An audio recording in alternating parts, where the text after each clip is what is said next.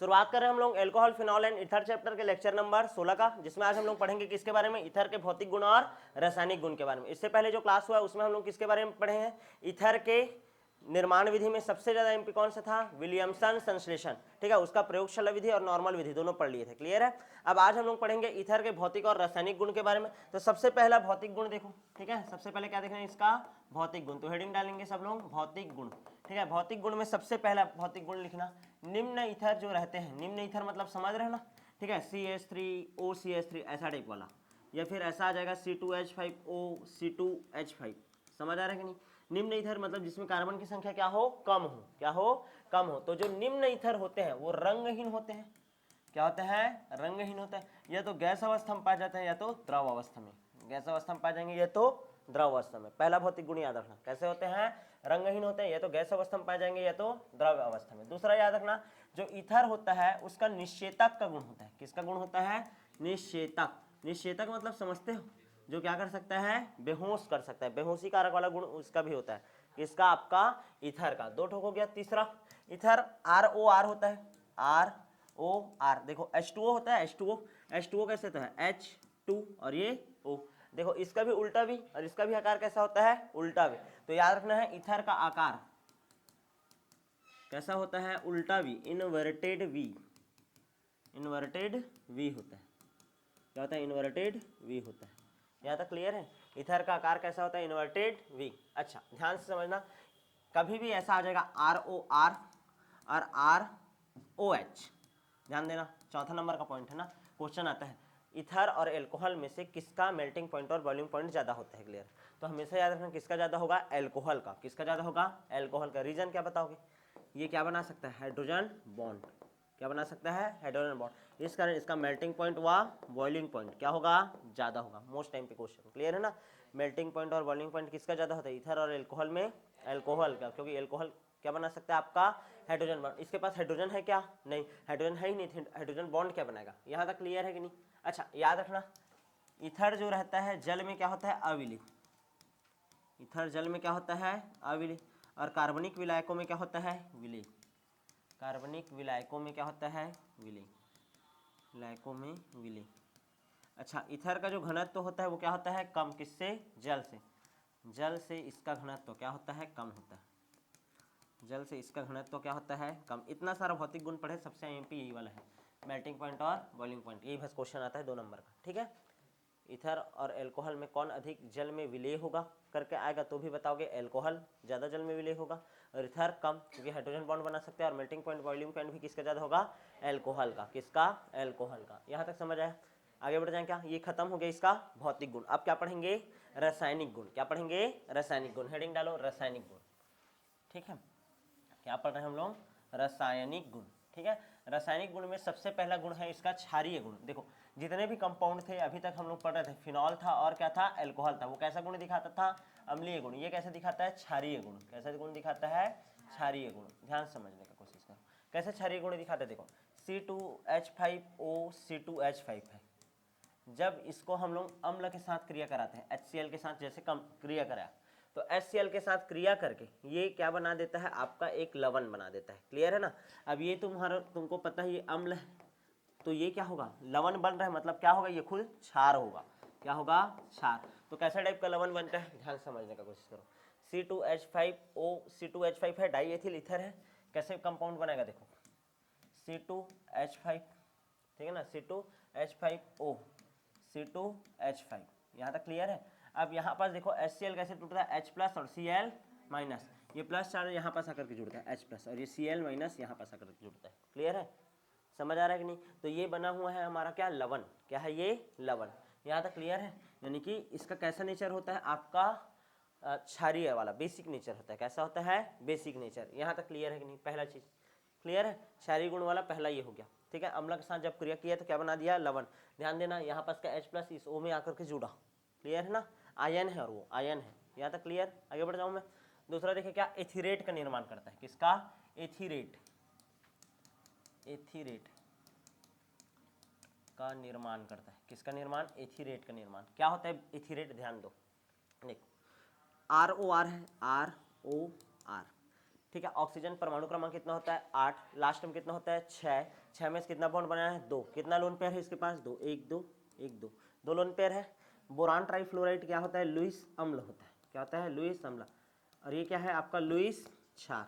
क्यों लुईस क्षार बोल रहा हूँ, जो लोन पेयर दान दे सकता है वो क्या होता है लुईस क्षार। इसके पास लोन पेयर एक्स्ट्रा है तो ये दान दे सकता है, तो ये क्या होगा लुईस क्षार, और ये क्या होगा लुईस अम्ल। तो होता क्या है ध्यान समझना, ये जो 2 ठोक है वो इधर आ जाएगा, इसको दान दे देगा, और ये कौन सा बंध बना है सहसंयोजी बंध, कौन सा सॉरी उप सहसंयोजी बंध, कौन सा बंध बनेगा उप सहसंयोजी बंध। समझ आ रहा है कि नहीं, ठीक है। तो ये इसके साथ अभिक्रिया करता है, और निर्माण कैसे होगा देखो तो R R और ये O और ये BF3, क्लियर है ऐसा, यहाँ तक क्लियर है कि नहीं। इसको बोलते हैं बोरान डाइक्लोराइड, ध्यान देना ना, सॉरी ये तो एथिरेट है, हाँ सीधा याद रखना एथिरेट बोलते हैं, क्या बोलते हैं एथिरेट, ठीक। बोरान एथिरेट, क्लोराइड लिखा है गलत है वो, बोरान ट्राइफ्लोराइड एथिरेट है ये, क्या है बोरान ट्राइफ्लोराइड एथिरेट, एथिरेट बोरान ट्राइफ्लोराइड, और इतने को क्या बोलते हैं एथिरेट। कौन सा बंध बना है जबकि उप सहसंयोजी बंध बनाया तब। यहाँ तक क्लियर है, समझ आया कि नहीं, आगे बढ़ जाए क्या। अच्छा RMgX से क्रिया देखो, RMgX मतलब ग्रिग्नार्ड अभिकर्मक से क्रिया, ठीक है। देखो ROR है ना, ROR, इसको कैसे लिख सकता हूँ R2O लिख सकता हूँ क्या, यदि सेम टू R हो तो। एक और ROR लेता हूँ मतलब R2O लिया, किसके साथ रिएक्शन करा रहा हूँ RMgX के साथ, किसके साथ RMgX के साथ, क्लियर है। जब RMgX के साथ क्रिया होगा तो ध्यान से समझने का कोशिश करो कैसे कंपाउंड बनेगा। R2 ध्यान देना ना, R2O ये Mg और एक R इधर और एक X इधर, RMgX ध्यान देना, RMgX और ये R2O और ये R2O।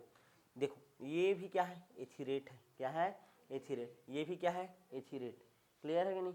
तो ध्यान देना इसको हम लोग क्या बोलेंगे ग्रिग्नार्ड एथिरेट, क्या बोलेंगे ग्रिग्नार्ड एथिरेट, क्लियर है ना।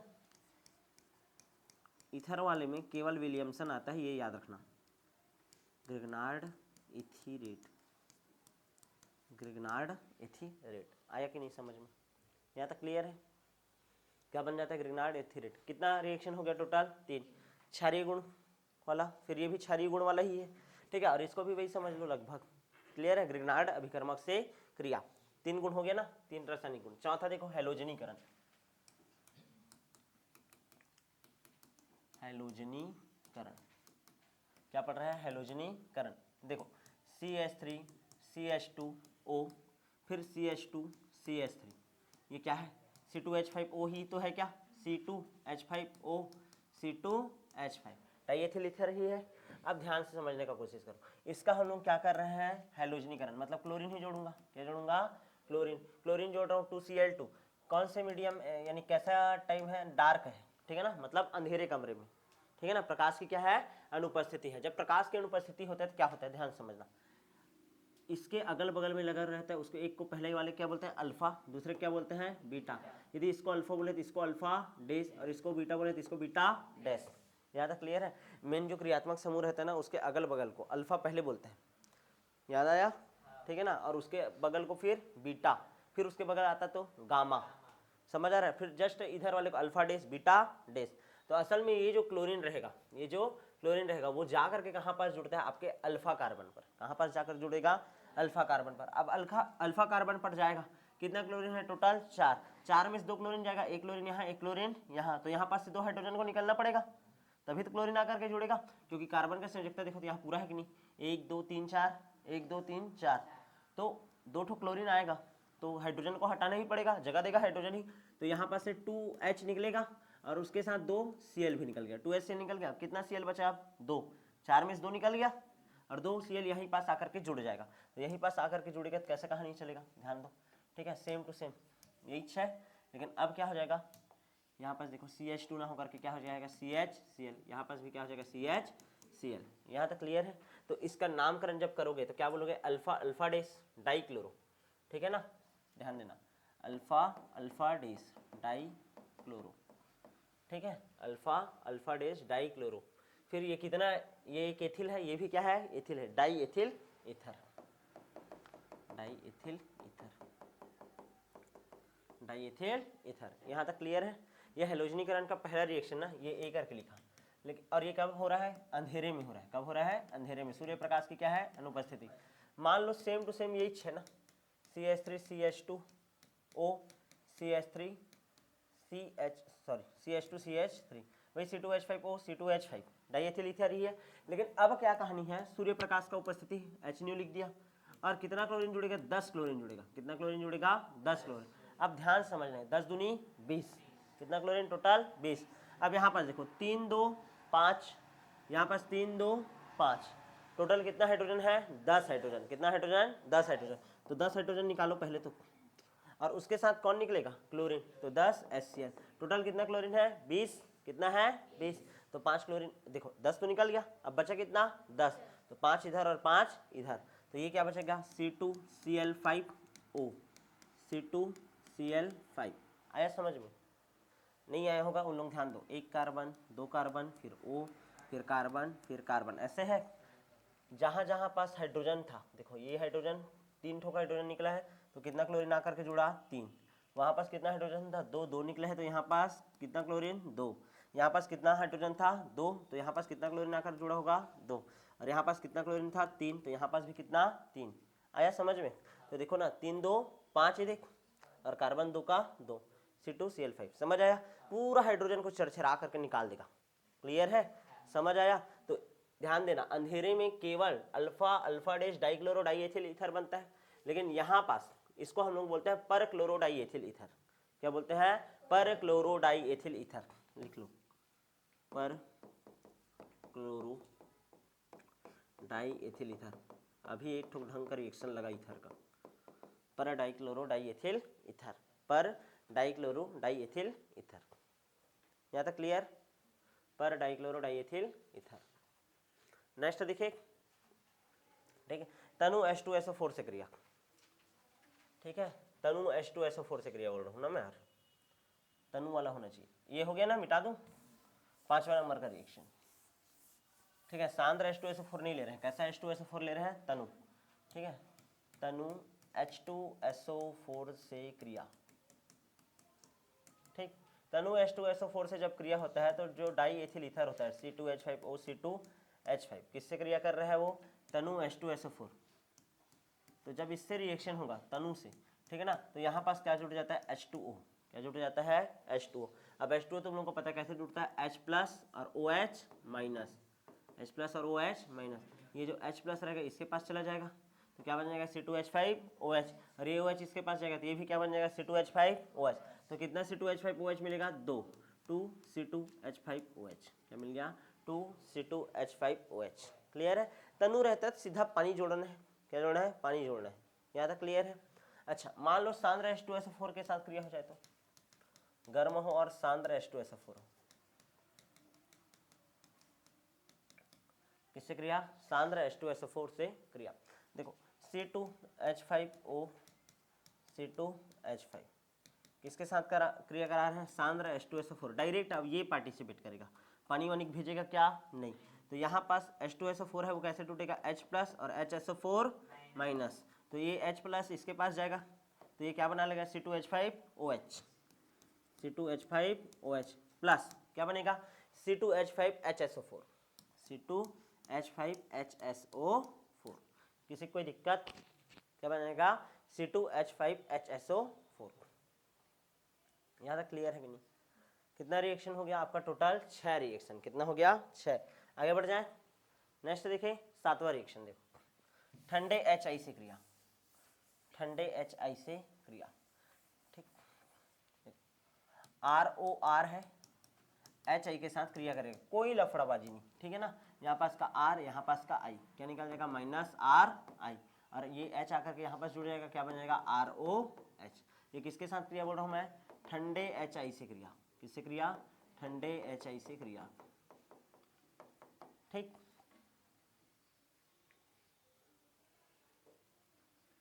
यहाँ तक क्लियर है? अब यहाँ पास ध्यान समझना, एक जीसल विधि नाम का कहानी चलता है। जीसल विधि किसे कहते हैं करके, ठीक है? HI से क्रिया होता है, उसी जीसल विधि बोलते हैं ईथर का। ठीक है, हो गया क्या ये? ठीक है, तो जीसल विधि में क्या होता है? जैसे कि मिश्रित ईथर है, मिश्रित ईथर का उदाहरण जैसे दिया है 1 2 3,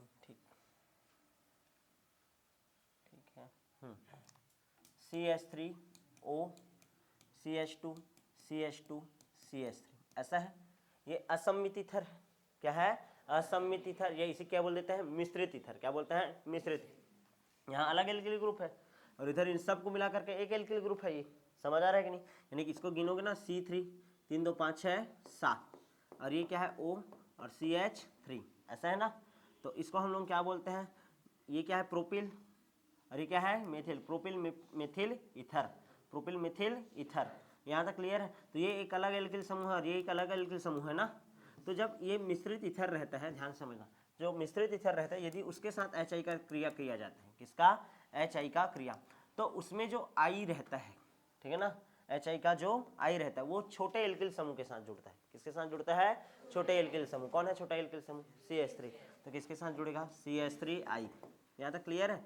और ये जो बचा हुआ H है, ये इसके साथ जुड़ जाएगा। इसके साथ जुड़ेगा तो कैसा कंपाउंड बनाएगा? CH3 CH2 CH2OH, alcohol, propanol. क्या बन गया?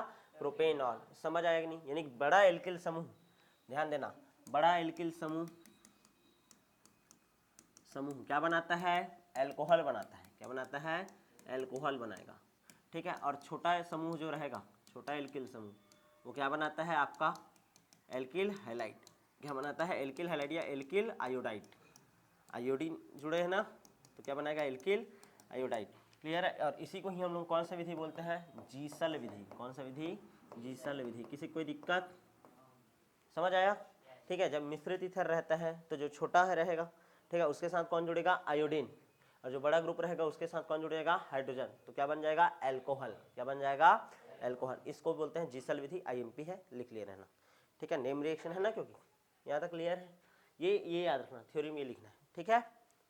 आगे बढ़ जाओ, नेक्स्ट लिखे। क्या लिख लिए? नेक्स्ट देखो, गर्म HI से क्रिया। अच्छा, ये जीसल विधि किसके लिए चल रहा है बोला हूं मैं? ठंडे HI से क्रिया। किसके लिए? ठंडे HI से क्रिया। अब गर्म HI से क्रिया होगा तो क्या होगा? गर्म HI से क्रिया, गर्म HI से क्रिया। ध्यान दो, ROR है, 2 HI लेना, गर्म HI में 2 HI लेना, अच्छा खासा गर्म है ये, ठीक है। गर्म HI है तो क्या होगा? देखो, 2 आयोडीन है, 2RI निकल गया। अब यहाँ पास क्या? H2 और ये एक O, क्या निकल जाएगा? H2O। जहाँ वहाँ एल्कोहल बन रहा था, इस वाले में क्या बन रहा है? ठंडे HI से एल्कोहल बन रहा था। ये तो बनता है, दोनों में कॉमन है, ठीक है। आयोडाइड तो बनेगा ही बनेगा ना, एल्किल आयोडाइड। लेकिन इसमें क्या बन रहा है? ठंडे वाले से क्रिया किया तो एल्कोहल। क्या बन रहा है? एल्कोहल। और इसमें गर्म वाले से क्या बनता है? पानी।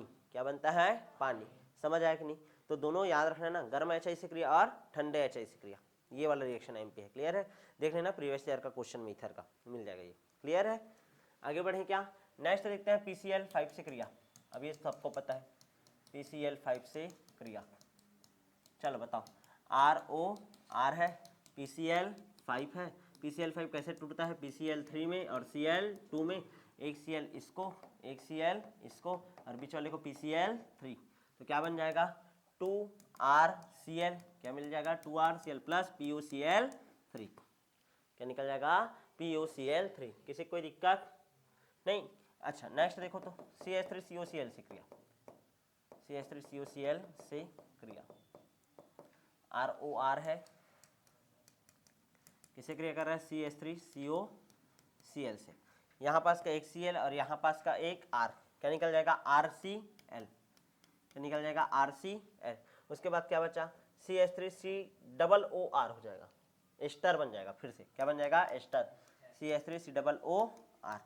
क्लियर है? यहाँ तक समझ आया कि नहीं? एल्किल एसीटेट बोल देते हैं, CH3COOH होता है ना, एसिटिक, H हटा, एसीटेट, एल्किल एसीटेट। क्या बनता है? Alkyl acetate. यहाँ तक क्लियर है कि नहीं? तो ये हो गया आपका रासायनिक गुण किसका? ईथर का। किसका? ईथर का। यहाँ तक क्लियर है कि नहीं? ठीक है। अच्छा, ईथर का क्या क्या उपयोग है? तो सबसे पहला उपयोग देख लो भाई, ईथर का उपयोग हम लोग करते हैं निश्चेतक के रूप में। कौन से रूप में? निश्चेतक के रूप में, पहला उपयोग। दूसरा उपयोग करते हैं प्रशीतक में। किसमें उपयोग करते हैं? प्रशीतक में। तीसरा करते हैं इसका उपयोग कार्बनिक विलायक के रूप में, कार्बनिक विलायक के रूप में, ठीक है। अच्छा, ध्यान देना ना, इसका उपयोग वाहन में ईंधन के रूप में भी किया जाता है। किसके रूप में? ईंधन के रूप में, कृत्रिम सुगंध बनाने में, परफ्यूम वगैरह बनाते हो ना, ठीक है, इसमें भी किसका उपयोग किया जाता है, ईथर का, कृत्रिम सुगंध बनाने में। तो ये हो गया किसका उपयोग, ईथर का। तो इस तरीके से आपका ईथर का भौतिक गुण और रासायनिक गुण भी क्या हो गया, कंप्लीट। अब जो नेक्स्ट क्लास होगा वो इस चैप्टर का लास्ट क्लास होगा, जिसमें हम लोग पढ़ेंगे किसके बारे में, एनिसॉल के बारे में। तो मिलेंगे आप नेक्स्ट क्लास।